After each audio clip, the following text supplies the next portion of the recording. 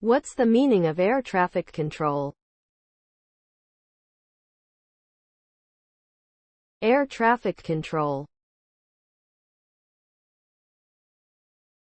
Air traffic control. Air traffic control. Air traffic control. Air traffic control. Air traffic control, ATC, is a service provided to pilots to ensure the safety and efficiency of air transportation.